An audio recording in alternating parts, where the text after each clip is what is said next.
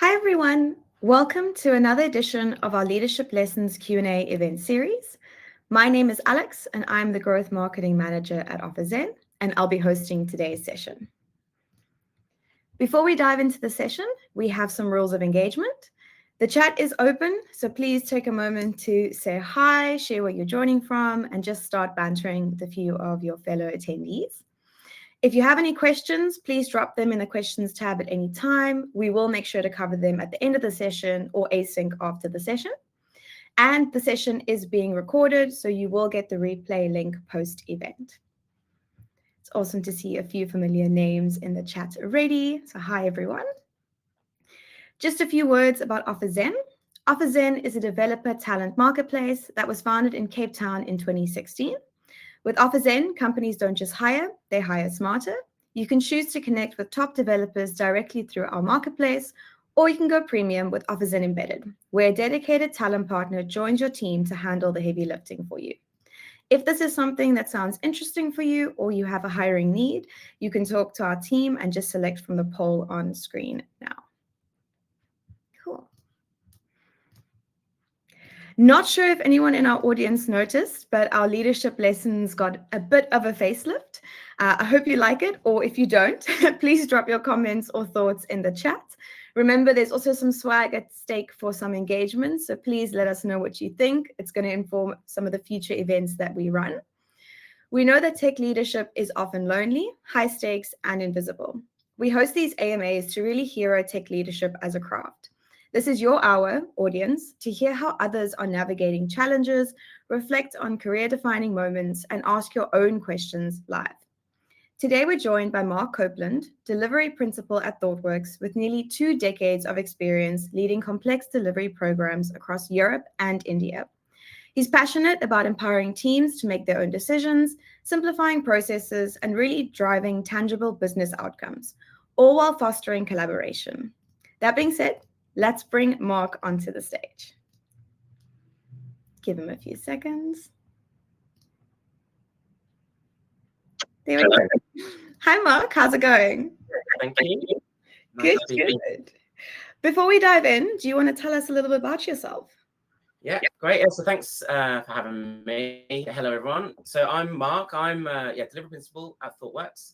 I thought it was probably important to say I've got a computing degree, but I very quickly jumped into the delivery side of things. So most of my experience has been in that space, but always with technology teams, all programs across Europe, a lot in India, anything from transformations, product launches, probably lots of brands you will have heard of, lots of other brands you will not have. And I guess part of what I'm here for and what I'm excited to kind of talk about is a little bit of my journey in leadership and kind of really, I mean, my little summary is, I like to make sure it's a bit more human, less complicated. And, with those kind of key kind of principles in mind, actually you and your teams can actually, succeed really, really quickly and nice and easily. So, yeah, but that's me. I'm happy to be here and kind of cover off any more questions. Awesome. I'm excited to dive into that. I don't know about being human and uncomplicated. Yeah. We'll see about that. It could happen. But maybe for our audience, just to remind everyone, we'll be tackling kind of 4 themes. Firstly, the journey to leader, the mess ups and the milestones, building and leading for the future, and then a personalized theme for Mark, autonomy to outcomes. Again, audience, we will have a lot of time for questions at the end, so please make sure to drop your questions in the questions tab. We are giving away some OfferZen swag for those who engage and ask questions, so please make sure to get started there. Okay, awesome. Let's dive in. Theme number 1, the journey to leader. Yeah. Mark, your career has taken you from hands-on delivery into running large-scale programs across Europe and India. We can assume that's not a straight path. Yeah. Looking back, was there a single decision or moment that really set the course of your tech career? How did it influence the way that you lead teams today? I enjoy working in teams and with teams, and I think it was really that being around people that's really been my motivator. I mentioned a little bit about the start of my career and jumping early days into delivery, but before I was more of a tech servers and when Windows NT was a thing, and that was very much working behind the scenes in the server room, and not a kind of place where I felt like I could grow. But yeah, really the pivotal moment was actually, coming together, finding a group of people with a common goal, a clear outcome, something that's actually going to make a difference for either your team or your clients. That for me was something actually I really liked the feel of, and really kind of that was my direction set there. And I was like, right, I want to do more of this. I want to be working with more brands. I want to be working with more clients. And yeah, it's kind of grown from there ultimately. Awesome. Do what I love. Do what you love, basically. I fully agree with that statement. When you look back, what's one habit or belief that you had to kind of unlearn in order to lead effectively? I think some of these are probably quite classic, and people will have heard of these, but it's and you'll have definitely felt it, because I've certainly felt it, is that, that micromanagement comes up a lot. And I put my hands up, right? I've definitely been that person, and not wanting to, learning actually that's not the right motivator. Actually controlling everything is actually a fallacy. You're not in control. You just feel like you are. You're slowing things down, making things harder, probably not hitting outcomes the way you expect. And you're certainly not, in that happy place I mentioned about, building teams of happy people working in an uncomplicated way. So yeah, and that for me is like a big eye opener, is that when you realize actually control is not the thing that's going to make a creative team work well. Yeah. And I think we get into it a little bit later, but do you have any advice for people wanting to start letting go a little bit of that control? I even still struggle today, if I'm honest. You have to kind of sense check yourself and say, hold on a minute, am I going too far? And it can still feel uncomfortable at times about letting go, and but it's ultimately about trust. And trusting your team, and you only trust your team and yourself, part of that. When you're kind of a little, you're very open and transparent about what it is we're trying to do, how we might be able to do it, what the problems might be, and then actually it becomes a little bit easier. But there's still like that gut wrenching kind of feel at times.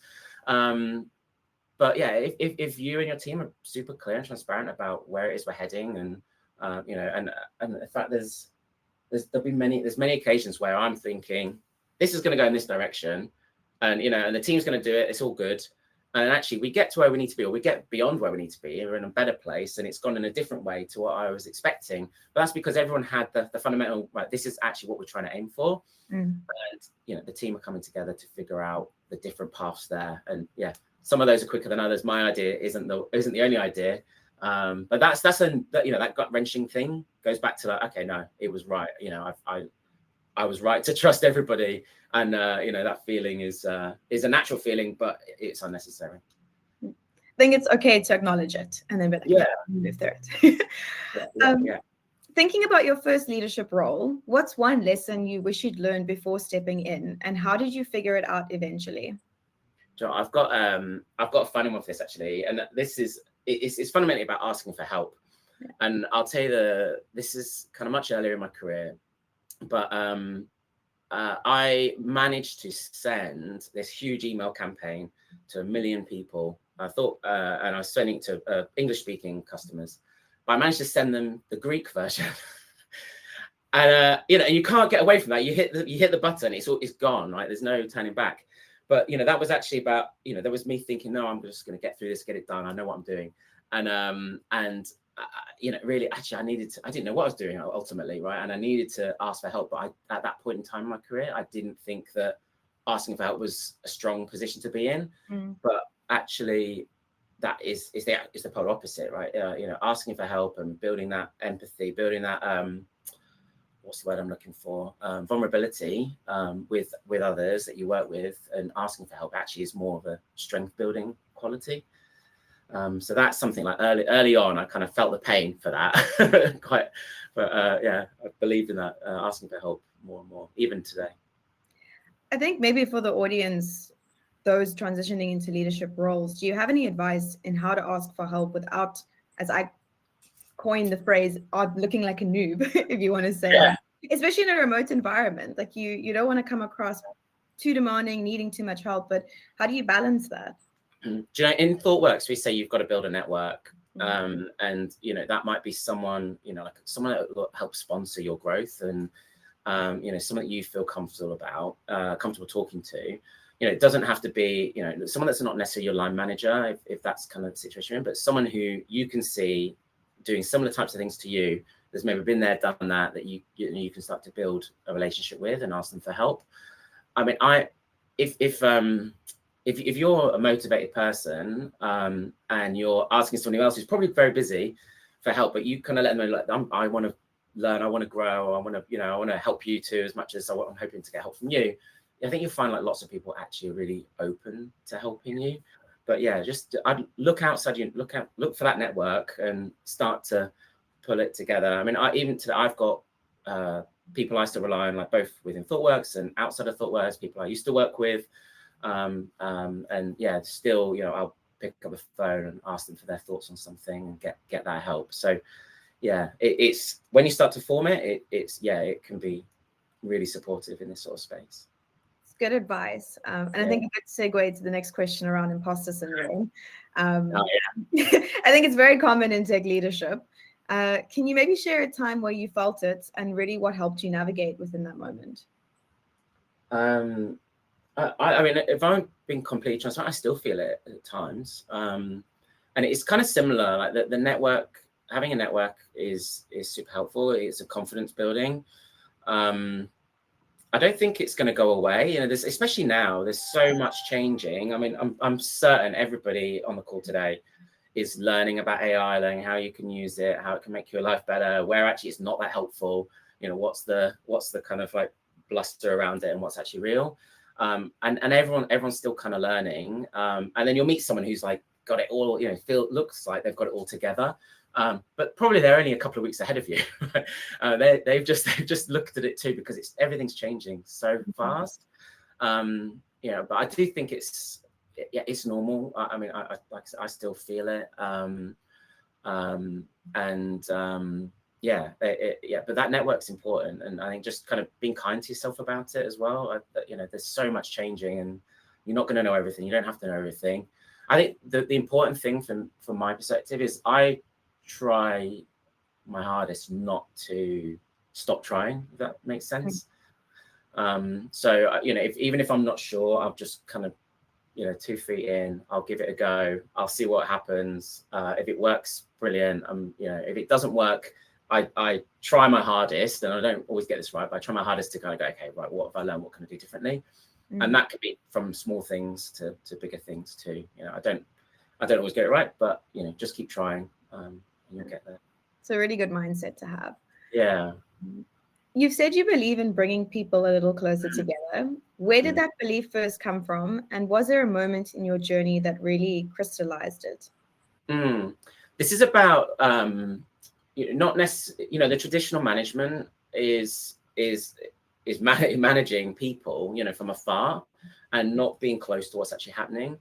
And I would get told that, especially on large programs, some of the programs I've been running in the last couple of years, it's been 140 people across most countries in Europe and a number of cities in India. And how do you manage that? And it's impossible, but so you have to do something different. And I lost my train of thought. So coming close together. So the traditional thought there is that you deliver a message, you deliver an action, and you expect people to do it.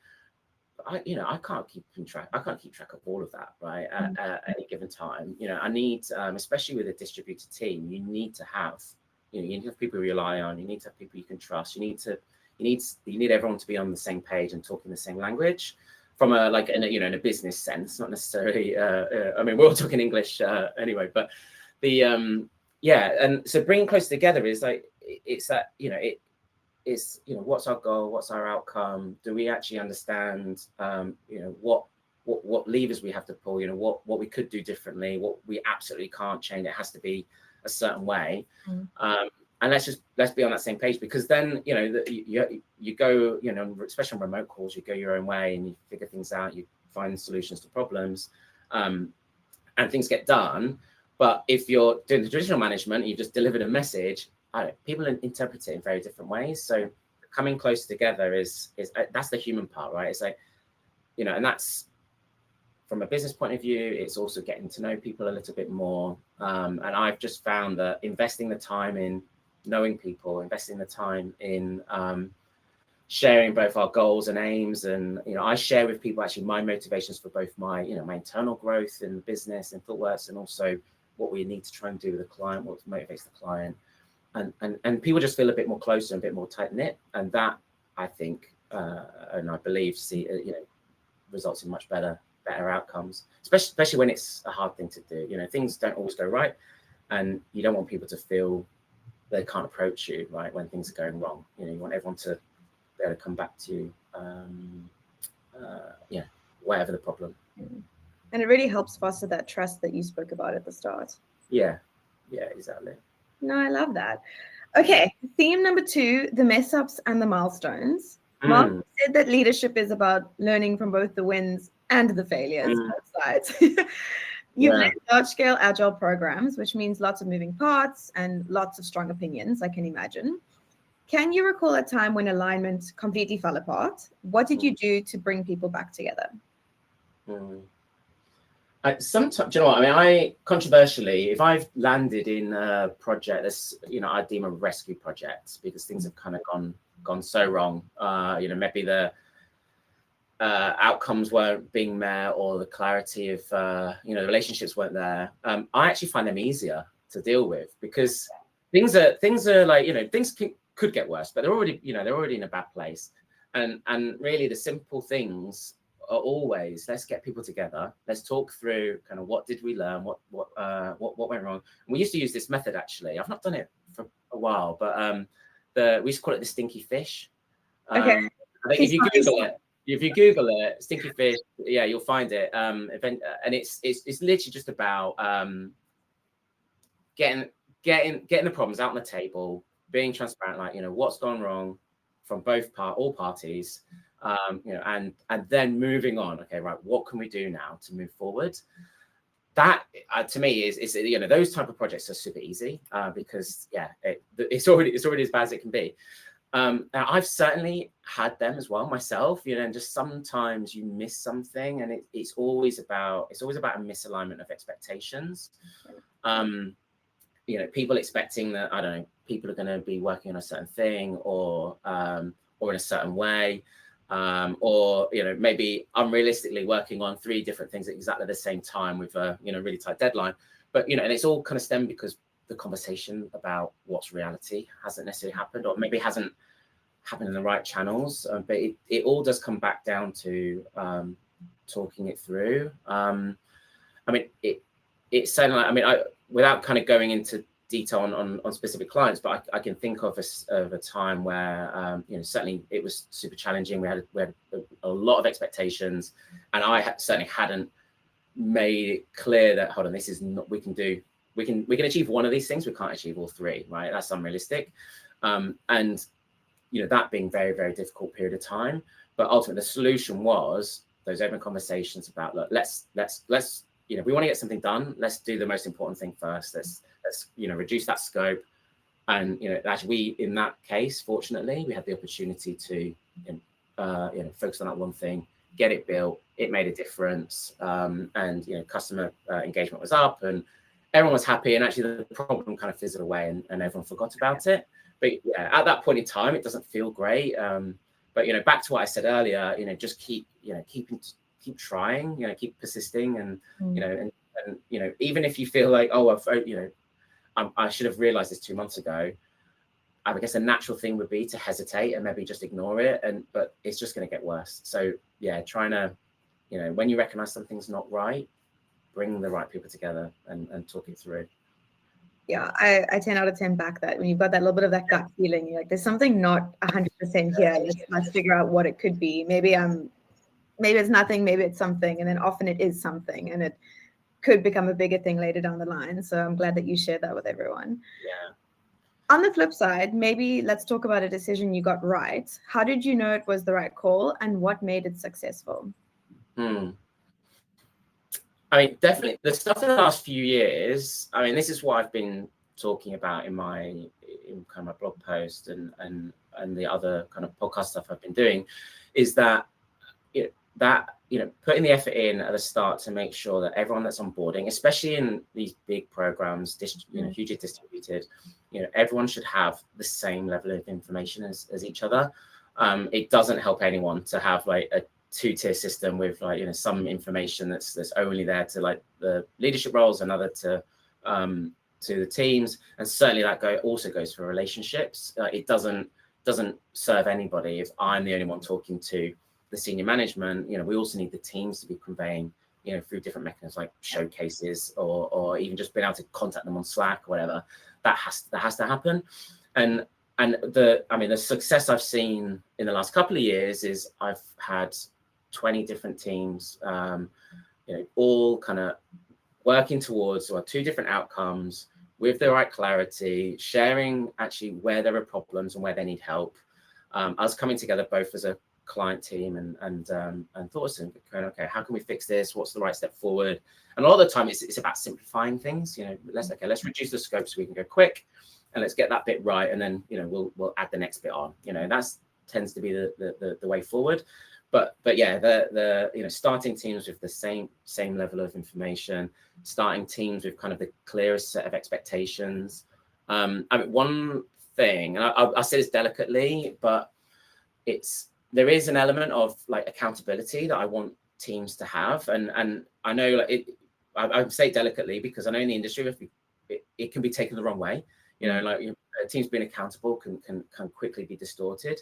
But I'm talking about it in the sense of, if we want teams to be able to make decisions, then, they need to be clear, like, okay, I'm making this decision because it's going to help us go faster, it's going to improve quality, it's going to, deal with a problem that's just going to make us go slower later, right? So the accountability bit is really like, we want them to make decisions, we want them to be accountable for them, but like, let's be transparent about the decisions we're making. And that's kind of the safety net we've built in. There's a great book about, and I can share this after, about kind of approach to architecture with one of my colleagues. And that's all, you use the architecture decision records, but we're also using that for product decisions and just documenting that, making it a collaborative session. We have fortnightly calls where like, these are the decisions as teams we're making. Does anyone have any thoughts and feedback? And, so anything any like kind of accountable thing that might have gone down the wrong track, we kind of quickly resolve it, and we're all aligned, and it never becomes a problem. So that's the big win in this space is these lightweight kind of processes, but teams having clarity, teams owning decisions, teams have that little bit of like healthy accountability. But we've put some guardrails there, right, to make it a safe place to be. Please share that book afterwards. Audience. Yeah, I'm looking at my bookshelf. I actually can't see it up there, so I'll remember it. I should remember it because it's a good colleague of mine. Well, we'll share it afterwards. It's perfectly fine. Yeah. Last one on this theme. What's been the hardest leadership challenge you faced, and how did you navigate it to keep teams aligned and productive?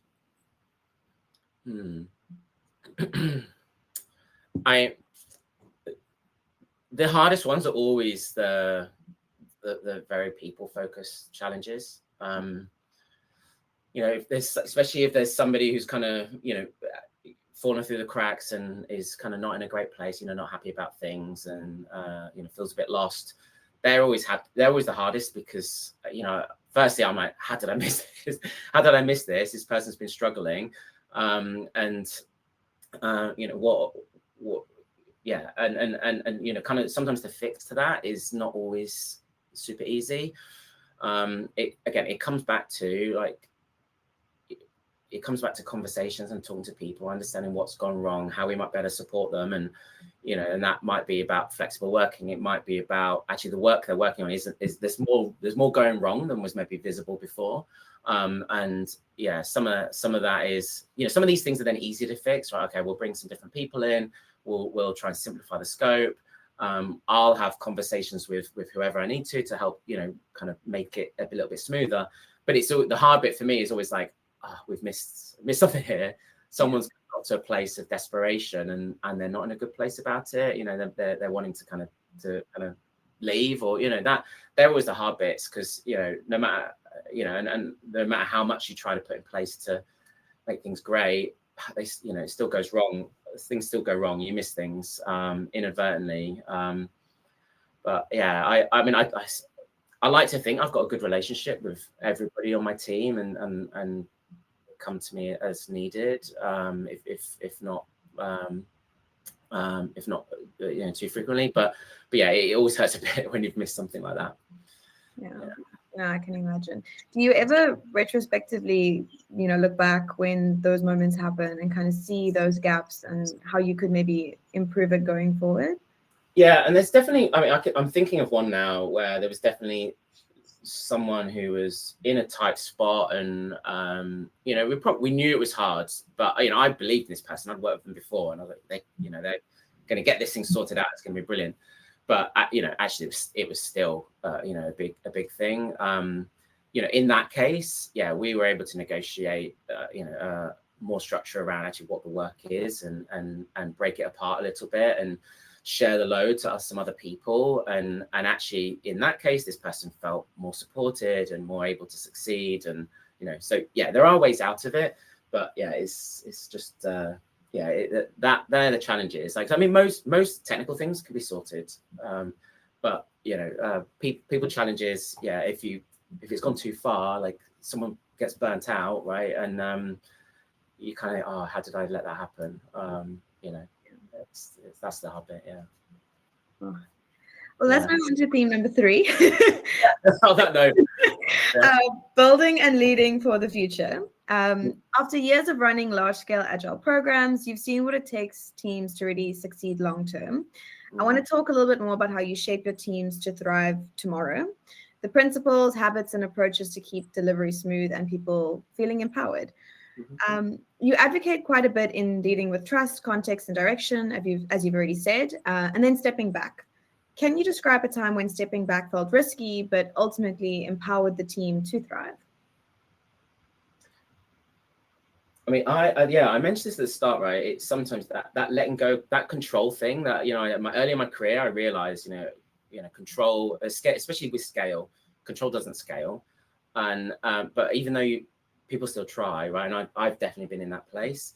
And, the stepping back piece, I think, the kind of approach of, you've got 20 teams, 140, 150 people working across, working towards something.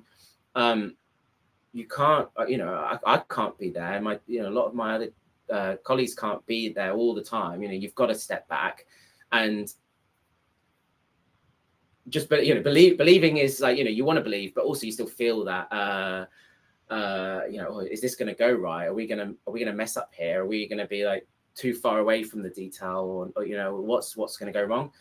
But I think that the positive reflection point is actually when you see the first demo, and especially in this kind of process I advocate for, is like, it's making it all visible. And we've run numerous kind of end-to-end demos across all the teams, and actually, even though it's had a little bit of choreography, it actually surpassed everyone's expectations. When you see team by team kind of pop up and show their part of the journey, and the things that they've been able to build, the things where they've been able to succeed, the things that they've learned from as well. We're very, we also advocate for what went wrong, what did we learn, just seeing that flow through.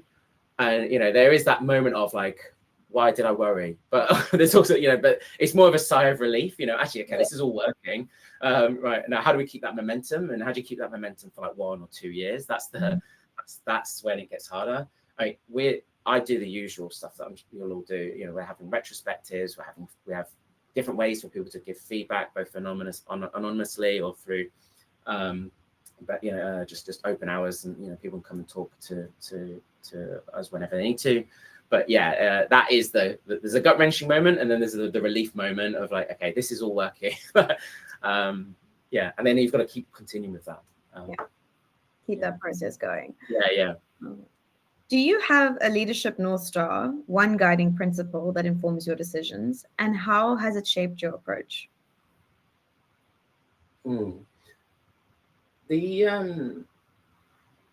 the thing I always try and come back to is that I shouldn't be making decisions for everybody.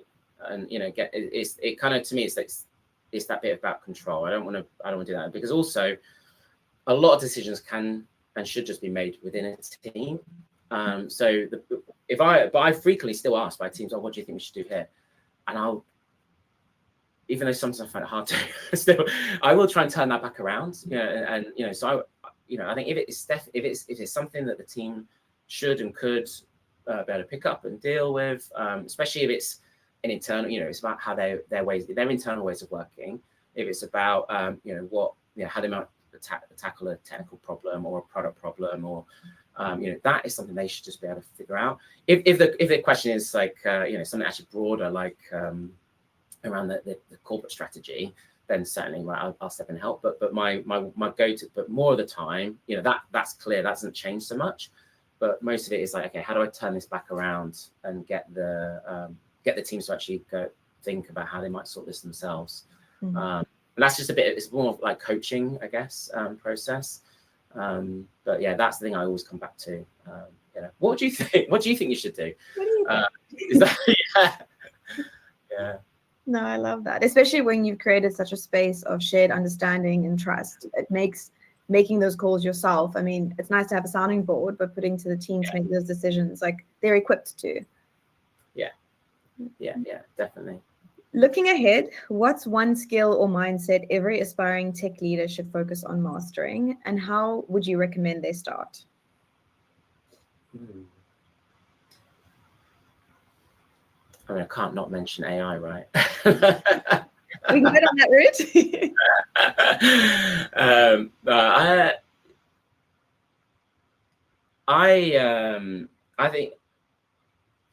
I think the one thing I feel quite proud about, that I try to push for more in my sort of mindset, is it's that I don't profess to have all the answers, but others in my position may try to. So I think that building it from a leadership position, it's you making sure that you get the right advice and the right guidance from your teams. Like, your teams they know where the problems are, they know how to solve them. So use them for more strategic based things along the way, and celebrate that too, right? Don't try and take the glory. Celebrate what they bring to it. That close collaboration doesn't just have to be at some sort of leadership level. It needs to be, there needs to be ways to collaborate. And I admit that when you're in large accounts with large programs of work, lots of people distributed, that is super hard. But it's at the same time, it's not that hard just to have a 15-minute call, or a slot that's open, a half an hour slot open every day, where people can drop in and talk to you, or you can ask, hey, have you got 10 minutes? That's actually super easy. You just got to be inclined to do it. So yeah, I'd advocate for jumping in and making sure you recognize the experience that your teams have. Don't forget they're there ultimately. You should, again, it goes back to that first statement, is about ask for help, right? That is a sign of strength. And I think that being on the same page and collectively trying to move towards something is ultimately what's going to help everybody out. I love that. Yeah. What is one unconventional leadership tactic or approach that you've used that had a surprising impact? I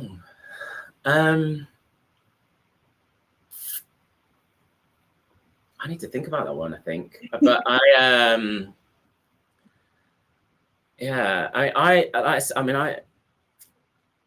I always think, I think it's easy to overcomplicate things, and lots and lots of process, and there's more and more coming out all the time about new process, new ways of working, new tools, but actually just being able to talk things through with somebody, and that is kind of usually enough. The more layers you put in, either with people or with tooling, the less actually the further away you're getting from the work and the value. And I wouldn't necessarily, probably this isn't an unconventional leadership thing, but I just think it's probably a big thing here, is that don't get too far removed from the detail. Stay as close as possible. Yes, you need to be strategic in that sort of space, but don't forget that the reason you can be that is because you've got a great team there to help you succeed too. So keep them close. I certainly, I think the program I've been working on the last couple of years certainly wouldn't have been a success without that close collaboration with people from all the teams. Maybe one kind of key thing we have like leadership roles in teams, but we also tend to not say the expectations on the tech lead or the product manager to always voice the team.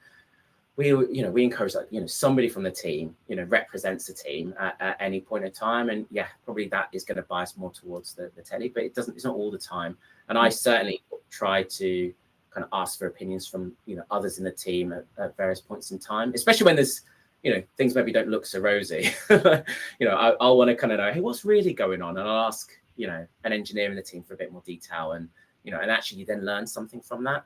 So I think it's probably is a bit unconventional on such a large engagement to go direct into the detail, but I think it's important to forget hierarchy. You need to the people doing the work know what's going on. They can give you so much more information in 10 minutes than you would get having lots of meetings and process along the way. Yeah, I think that's very good advice. Perfect. Theme number 4, autonomy to outcomes. I'm very excited about this. Mark, spent years helping teams find the right balance between freedom and focus. I'd love to dig into how you turn empowered teams into tangible outcomes, the moments that tested autonomy, and the ways you've guided teams to really thrive without a lot of heavy-handed control. Firstly, how do you define an empowered team? And can you share an example where this autonomy directly improved delivery outcomes? So I've got another book recommendation that I've got right here actually, and I'll share the link. I'll share the link later. But there's an awesome model in there about all the inputs a team needs to be successful. There needs to be the clarity. There needs to be safety. There needs to be a way to deliver. And in fact, I don't believe you have a stable team without all of those elements. But what I think can happen, you won't get an empowered team for sure. You'll get a team that can deliver, but if the team isn't aligned to the strategy, doesn't actually feel safe to share, you're not going to have like a 10 out of 10 team. You're going to have a team that's doing the best they can. And then that's kind of where part of my role comes in, is I want to make sure that the team's in a good place. And the very minimum we try to recommend is that your teams have had a conversation about there's a tool called the Team Canvas that I think ticks a lot of the boxes, right? So the teams have had a conversation about what they think is important for them as a team, but then I'm also looking at have we given them the right visibility of the client's motivations and the strategy and what they're heading for now, what they might be heading for in the future. Have we also given them like guardrails of like, this is the kind of stuff that's important for us to succeed, and what's coming into play when and where, what milestones what we might need to hit as a supplier, and then from a technical point of view, right, they can integrate and deploy at will, easily as needed. So and that there's a nice little model in that book that kind of really just summarizes that up quite nicely. And from my perspective, if we tick those boxes, we get an empowered team. I think that the trick though is that some of those little, you think you've ticked them off, but over time that can change, because the environment's different, the people might have changed, the strategy might have changed. So you've got to keep checking back that, is the state we had before still true? And, are we still empowered? Are we still delivering? And I think, the best measure for that is your teams. Like, are they, the team should be tracking like their performance, like their own performance, not for my benefit, but for their own. And are they learning? Yeah. Are they delivering? Are things getting more complicated or not? And they should be reflecting on that, right? And again, that's another sense check for me that I would have to say, when did you last do a retrospective, and are you happy with how you get things delivered, or when you last had an incident, what did you learn? Have you documented that? What changes you made? So that there's those kind of things I'd be asking to see, right, are we still in a good place, and are all our little boxes still ticked? But yeah, it's all about, there's quite a lot to it. And we need to keep revisiting it. No, I love that. You talk about empowerment often leading to a bit of chaos before things eventually settle. What's one chaotic moment you've seen in a team, and how did you help it turn into real ownership and outcomes? So the chaos, the immediate thing I'm thinking of is it's when people are used to other people making decisions for them. And that can be a surprise. People people that aren't used to doing that, it can create problems initially. But I think that's a healthy place to be, actually. I think, because like I said, if people are relying on me for decisions, things are just going to go slow. I don't always have the right answers. So yeah, the teams need, that there's a period of teams understanding, oh, actually, I've got to make a decision. Oh, actually, I've got to go figure this out. Or actually, I've got to take a bit of risk and be vulnerable. That is not a nice feeling for people that aren't necessarily used to it. But I do think once they then get into that place, they become more bought into what it is they're doing, and they'll advocate more for what they're doing. So I'm certain most people on the call today would have been in a scenario where they've done something, they believe this is the right thing, but they've been told by somebody else, 5 floors away, that no, we want something different, and you'll be like, why are they doing that? This is going to be so good, but there's that disconnect, and you haven't got a way to tell that person that no, there's something better going on here, whereas actually the thing I'm advocating for is that chaos initially, teams decide, teams are closer to leadership, they're closer to the strategy, then actually we can get in a much better place, and everyone's then on the same page, not just the team, but everyone around them, the stakeholders, the clients, and but that feels awkward at first if you're not used to it. It turns into better outcomes, because you're building the things that are actually needed. Your teams are really bought into meeting that outcome, and there's that course correcting happens much earlier on, right? There's more of a much closer feedback loop, and if the teams are getting inputs from both me and the clients and the stakeholders along the way, then everyone is actually in a much better place, much more quickly. But sometimes that happens straight away, sometimes it's a few months. Again, I'll just to be totally transparent, I mean, I've got teams where we still haven't quite got things right, and they're still struggling, and sometimes you've got to have bigger interventions, but nothing's always perfect. There's some chaos goes a bit longer, but the motivation is let's make sure the teams are in a place to own and advocate, and be able to say no, right? No, you're wrong. This is actually what needs to happen if we want to get to the place you want to be. That's when we're in an awesome place. Love that. So freedom and alignment can often feel like opposites. Can you walk us through how you've kept teams aligned to strategic goals without slipping back into command and control mode?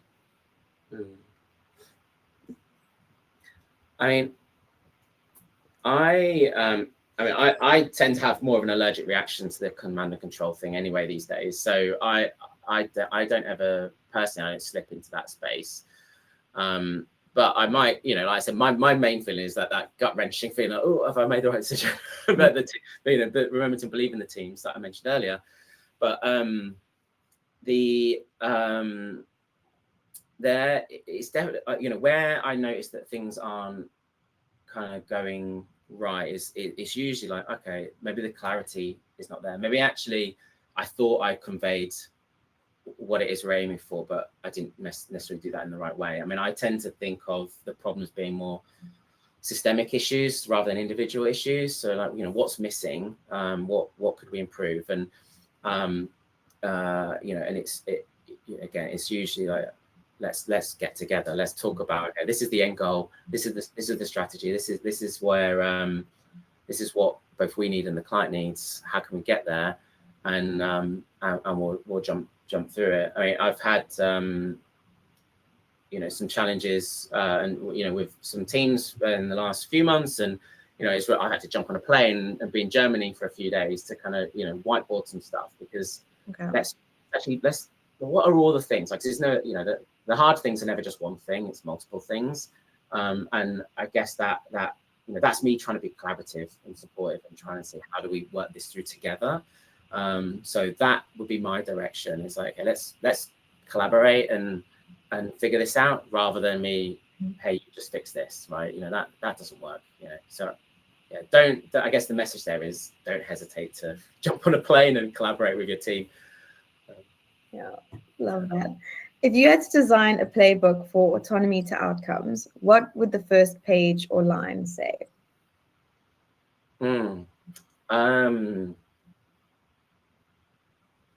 Yeah, so I read this before, and I did think, maybe there's something in here. I'm gonna have to write something actually already for this now, but it's probably it's certainly as you scale, it's clarity in and control out.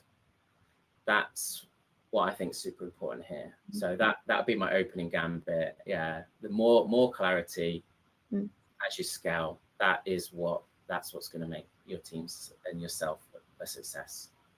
I love that. It's like a mic drop moment. Yeah. Oh. Yeah, I should write it on my wall. Yeah, I'll get that written up. Get it printed nice and big. Yeah. Amazing. So we're done with all the pre-prepped questions. I'm keen to dive into a few of the audience questions that we have. Let's pull them onto screen now. So what would you do differently if you were starting your career today? I mean, today is such a challenging time, I think, because, I've felt this anyway, I mentioned the whole AI stuff. Everything's changing all the time. It's like I'm back at university. I've got something new to learn every day. So, it's super hard time, I think, but it's also exciting. It's actually been quite nice to step back and try and learn some new things. In hindsight, there's so much I'd try to, I'd leapfrog so much of the problems I've had in my career with learning about management, learning about, not controlling, learning about collaboration. I wouldn't change anything about where I started. I'm glad that, I dipped my toes into delivery quite early. I got to work on, from lots of consumer brands to fintech companies. I like that I've got more of a creative front end type experience. I've got more of a big systems kind of back end stuff as well. I wouldn't change any of that. I don't think I'd do that any differently. I mean, I love consulting, I guess, is the other thing. I definitely wouldn't change that either. It gives you lots of choice and lots of variance to work. And maybe that's part of why I'm struggling to answer this question. I think there's lots of different types of projects keep work interesting.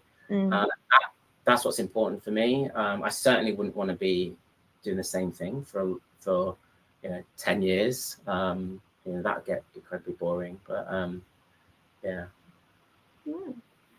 Okay, this is not my question. Answering a question to myself. This was a pre-event question from Pamela. But how do you suggest individuals in the tech sector strategize for the rest of their careers with the rise of AI and the quick developments and push towards that sector? I'm personally just getting involved with all of the different AI tools that are available to me. Again, we're fortunate in Thoughtworks that's encouraged and lots is being made available to us. But at the same time, there's lots of ways to kind of get access to that tooling, even if your company isn't. I think the thing I think is important for the tech sector is to not forget the human in the loop. So again, you'll have all tried. You've got an answer from ChatGPT or whatever tool of your choice, and you think, what is that talking about, right? That's not right, but quite you don't want to be that person that submits something that has those kind of issues in there. You need to actually validate and review what it's saying. But there's still so much learning to do with AI and find different ways it can help you. I mean, certainly myself and my colleagues, we're trying to use AI in lots of different ways. In Thoughtworks, we're using AI to help with legacy modernization. We're using AI to help create better user stories and do analysis for us. But the person is still kind of key to driving that. It's almost just like, it's helping level up you to be your best self. So I don't, at least at this point in time, I don't see it as a negative. I see it as actually lots of stuff that's going to make our lives easier and get us to better answers. Probably the industry, the AI industry would thank me for saying it, but I also think that we're going to get better outcomes by using AI, because we're going to have, I think having a better scope of things, having a better stories, having better understanding of the problem, where we're using AI to help pull that deeper information up to the surface to then review. I think it's just going to allow teams to have, a better head start on building things. I always say to my clients that the biggest cost to their business is not their cloud cost or even their people cost. It's building the wrong thing. So, if you build the wrong thing, and especially if you're in a large organization, you're building the wrong thing 10 times over, you need to, I mean, this is where AI could actually help. Let's build it once. Let's make sure we get let's make sure we understand what we actually need it to do. That's what's going to be good. And I think it will help everybody. But I wouldn't hesitate using it. I think just jump straight in, find out how it works for you. I used it. I was in New York the other week, and I used it to give me the perfect route to see everything we wanted to see, and try the pizza and all that, that sort of stuff. So yeah, it's for everything and anything. It's making life easier. I love using it for my travel plans too. So you just gotta lean in. Yeah. Okay, so I sometimes struggle with doubts about whether I'm truly suited to be a tech or team lead role. I'm curious if there's any advice for professionals who feel this way. How do you know if it's a matter of growing into the role versus needing to pivot into a different career path? I think tech leadership is like a really hard role, and there's a lot of expectation on the tech lead in a team.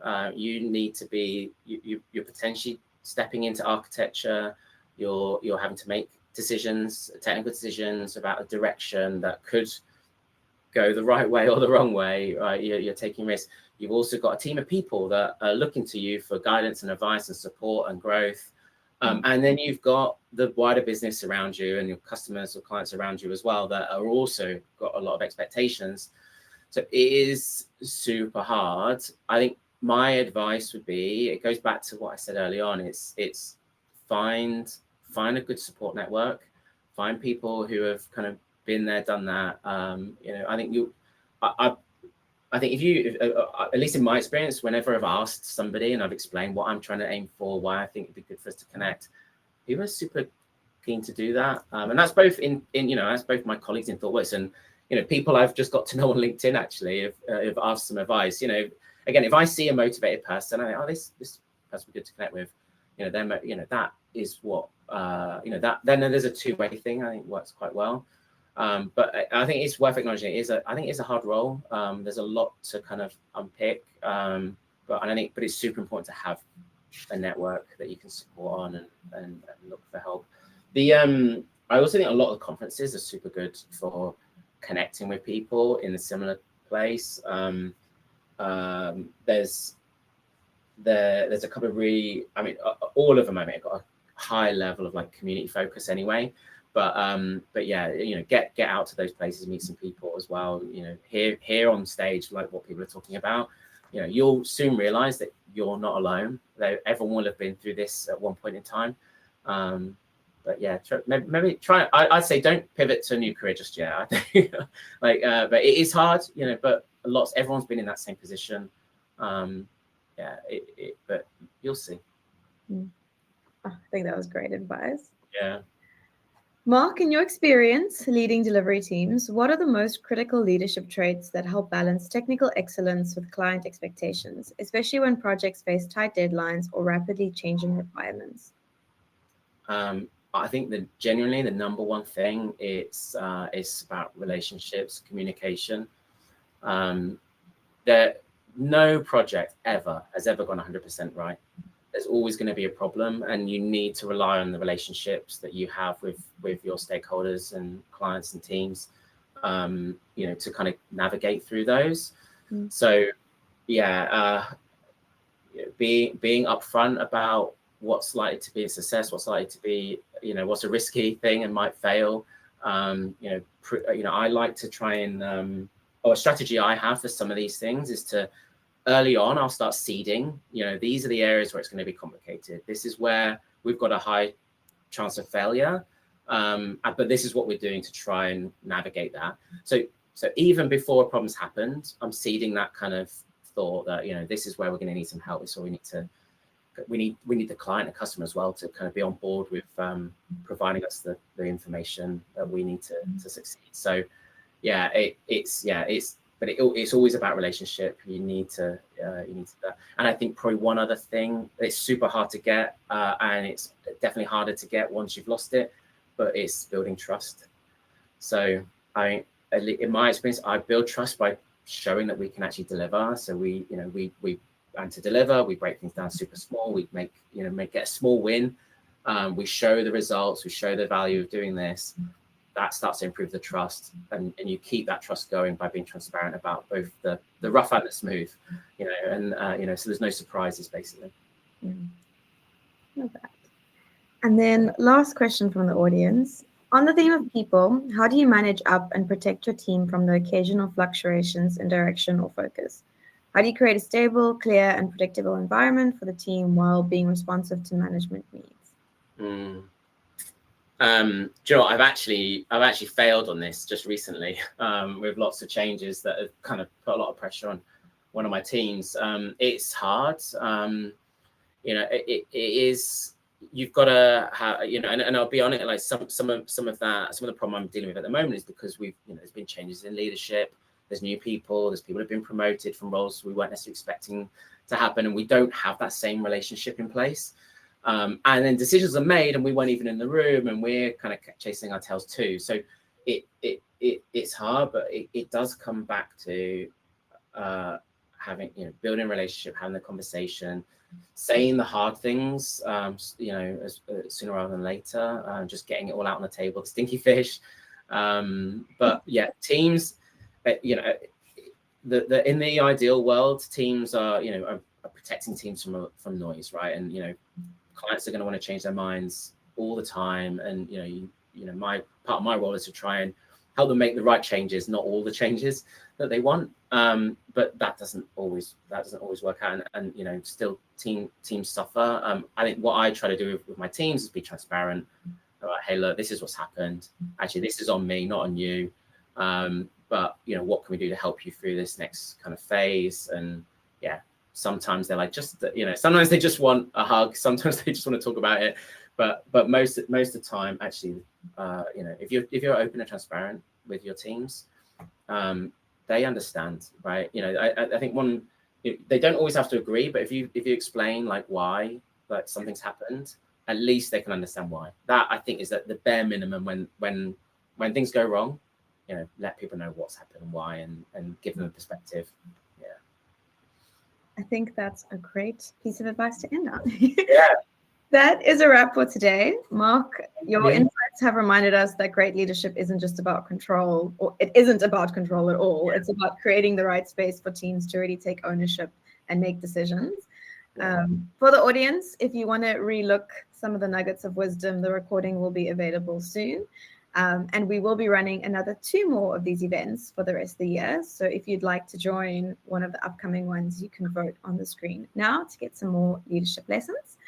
A huge thank you again, Mark, for sharing your honest reflections and your hard-won wisdom. And thank you again to the audience for joining.